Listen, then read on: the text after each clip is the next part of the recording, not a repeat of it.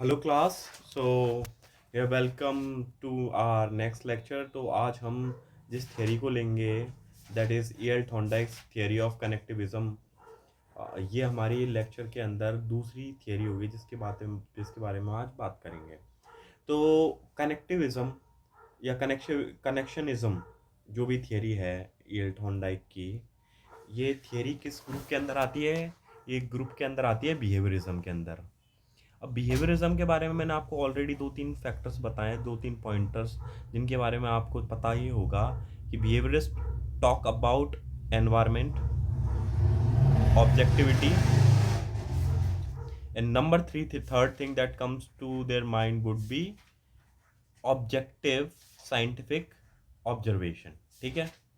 अब कनेक्टिविज्म और बिहेवियरिज्म की जो इंपॉर्टेंट थियरी है, ईएल थॉर्नडाइक्स कनेक्शनिज्म जो थियरी है, connectionism is defined as learning through forming bonds between stimulus and response. इसको हम क्या कहेंगे? S R theory. कौन सी theory?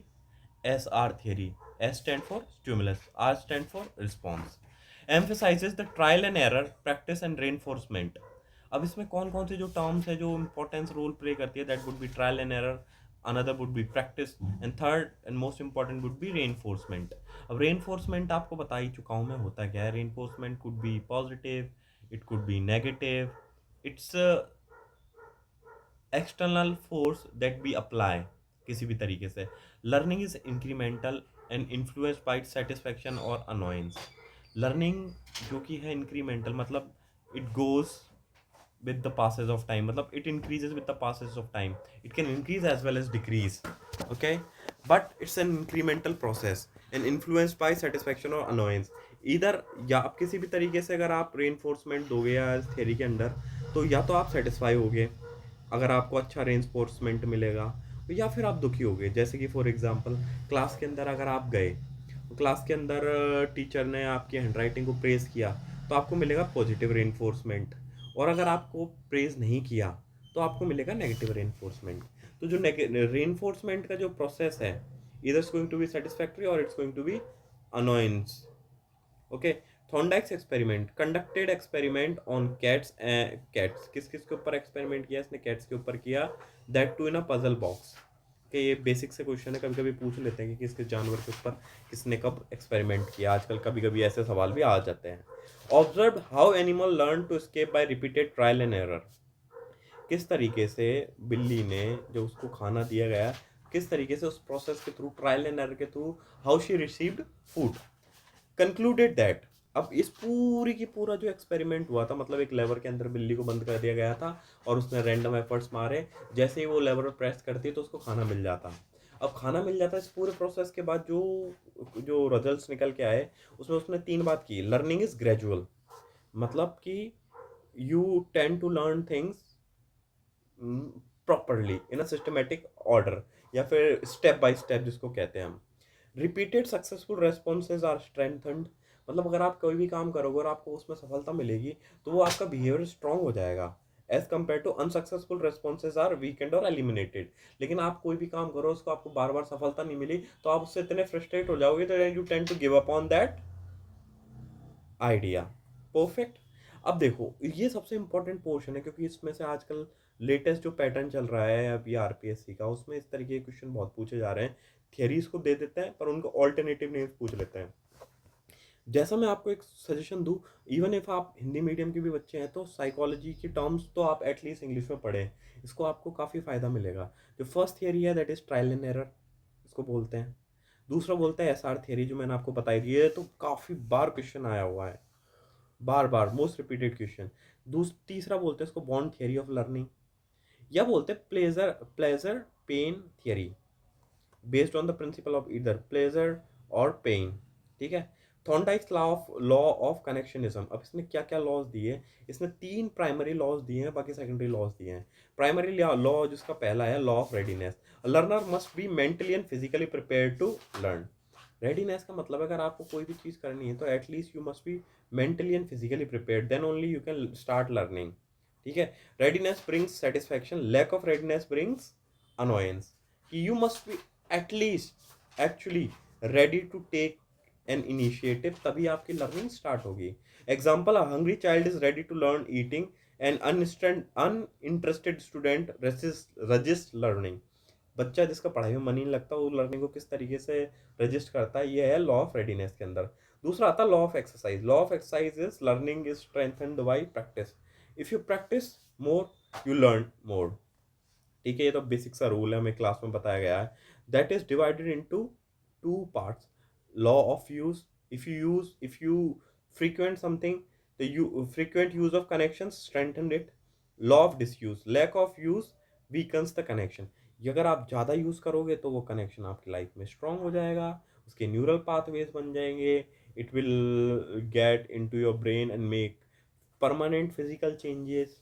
Okay, and law of disuse क्या करता है, लैक और वीकन्स द कनेक्शन। ठीक है, example, memorising a poem through repetition. When you memorise certain poems, आप उसको बार बार रिपीट करता है तो वो आपकी मेमोरी का पार्ट बन जाता है। फॉर एग्जाम्पल, जैसे मुझे रश्मि रथी बहुत पसंद है तो मैं उसकी लाइन्स बार बार रिपीट करता हूँ, तो वो एक that has become the second nature of my personality. Vasudha का नेता कौन हुआ, नवदंड नेता कौन हुआ, असलियत सफेता कौन हुआ, जिसने न कभी आराम किया, विघ्नों में रह के काम किया। तो जितना आपने उसको यूज़ किया, जितना आपने एक्सरसाइज किया, जितना प्रैक्टिस किया, उतना ही वो आपकी मेमोरी का पार्ट बनता चला गया। दूसरा है कि अगर आप किसी चीज़ को यूज़ नहीं करते, आप जैसे बाइक चला रहे हो या काफ़ी पहले आप क्रिकेट खेलने गए, बेस्ट एग्जांपल, जैसे आपने क्रिकेट खेलना बंद कर दिया और आप 1 डेढ़ साल बाद बल्ला पकड़ रहे हो तो आपकी बॉल बाइट जाएंगी, तो वो सारा का सारा लॉ ऑफ डिसयूज के ऊपर आ गया, है ना। फिर आता है तीसरा law of effect. Law of effect के अंदर क्या होता है, रेस्पॉन्सेज फॉलोड बाई सेटिस्फेक्शन तो are more likely to occur. अब लॉ ऑफ इफेक्ट है ना, ये कि ये कॉन्सेप्ट दिया गया है अपने ऑपरेंट कंडीशनिंग में बीएफ स्किनर ने। इसको इसको क्या बोलता है, रेनफोर्समेंट, है ना। तो लॉ ऑफ इफेक्ट को कंपेयर किया है, लॉ ऑफ इफेक्ट को किससे कंपेयर किया अपन ने, ऑपरेंट कंडीशनिंग, जो कि स्किनर की, जिसको हम बाद में पढ़ेंगे। इसमें ये है कि जिस तरीके से जो भी काम करने में आपको पॉजिटिव रिस्पॉन्स मिलेंगे ना, वो बिहेवियर आपको बहुत स्ट्रांग हो जाएगा एज कम्पेयर टू उस बिहेवियर का जिसमें आपको पॉजिटिव रिस्पॉन्स नहीं मिलेंगे। ठीक है, responses are followed by discomfort और failure are less like to recur. Reinforcement plays a crucial role here. Example, praise for correct answer reinforces a learning perfect. लेकिन आप थोड़े से एक बार सेकेंडरी लॉज देख लो, वैसे तो इन पे क्वेश्चन इतने आते नहीं हैं आजकल, लेकिन फिर भी हम देख लेते हैं बेसिक बेसिक, क्योंकि मेरी एग्जाम में अभी जो इसमें मैंने दिया था एक क्वेश्चन था, लॉ ऑफ मल्टीपल रिस्पॉन्स। वही सीधी सी बात है, ट्रायल एंड एरर थियरी के ऊपर है कि आप बार बार ट्राई करते रहे you will get lucky once, है ना। लॉ ऑफ सेट और attitude, your attitude determines your behaviour और your learning process. Law of propensity of element, learner react primarily to important elements in a situation. मतलब जो भी चीज़ life में आपकी ज़्यादा इंपॉर्टेंट होगी ना, you will give more importance to it as compare to something which is not very important in your life. तो आप देखते हो 80-20 प्रिंसिपल भी इसी है ना, उसके ऊपर काम करता है। पेरिटा जो प्रिंसिपल है कि जो इंपॉर्टेंट चीज़ है which gives you 80% of the things and 20% of the things gives you 80% of the result. तो उसको फोकस करके ये law of prepotency of element बनाया गया है। Law of response by analogy, past experiences help in transferring learning to new situations. ठीक है, ये रेट्रोएक्टिव और प्रोएक्टिव जो आपकी लर्निंग होती है, जैसे आपने पास में कोई चीज़ सीखी, साइकिल चलाना सीखा, तो उससे आपके लिए बाइक चलाना और भी आसान होगा, बाइक से गाड़ी चलाना आसान होगा, ऐसे simple as that. Driving a scooter becomes easier after learning to ride a bicycle, as simple as that. Law of associative shifting, a response associated with one stimulus can be transferred to another stimulus, helps in generalization of behavior. Example, training a dog to salivate not only on bell sound but also on light cues. अब ये हमारे जो कौन ये है ना, तो तीन तो अपने प्राइमरी जो अपन ने लॉ पढ़ी लिए थे, law of practice, law of motivation, law of consequences. Practice को एक्सरसाइज, मोटिवेशन को रेडीनेस और कॉन्सिक्वेंसेज को इफेक्ट कहते हैं। ठीक है, ये आप एक बार खुद भी आप पढ़ सकते हैं, वैसे मैं आपको पढ़ के भी बता दूं, लेकिन आप देख सकते हैं कि वही बात है जो हमने पहले पढ़ी थी, तो रिपीट किया गया है। Law of readiness, learner must be mentally prepared, hungry child ready to eat. Law of exercise, repetition strengthens learning, memorizing a poem. Law of effect, satisfaction strengthens learning, praise after a correct answer. Law of multiple responses, trial and error method, trying all puzzle pieces. Law of set और attitude, law of propensity of element, propensity के अंदर आ गया important element. Law of response by analogy, law of associative shifting, ये सारे के सारे उसी के अंदर आते हैं। अब जैसे कि मैं बता रहा हूँ, जो स्किनर का जो कॉन्सेप्ट था वो हम आपको कल पढ़ाएंगे। With this we'll conclude our class and all the very best students.